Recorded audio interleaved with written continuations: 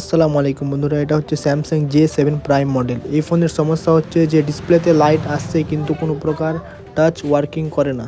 তারপরে ফোনটাকে আমরা খুললাম, সম্পূর্ণ স্ক্রু খোলার পরে এবার ফোনটা পুরো বডি খোলার পরে আমরা বোর্ডটাকে আলাদা করে এই ফোনটিতে কাজ করলাম।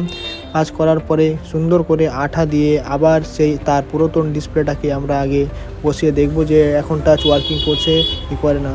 তারপরে আমরা ডিসপ্লেটাকে ভালো করে পরিষ্কার করার পরে আবার ডিসপ্লে কানেক্টারে বসিয়ে এবার আমরা চেক দিব যে ডিসপ্লেটা এখন কাজ করছে কিনা। তো আলহামদুলিল্লাহ মোবাইলটা অন হয়েছে। এবার আমরা দেখব যে হ্যাঁ, ডিসপ্লে এখন কাজ করার পরে ঠিক এখন টাচ ওয়ার্কিং করছে। এবার সুন্দর করে ফুল বডি আমরা ফিটিং দিব।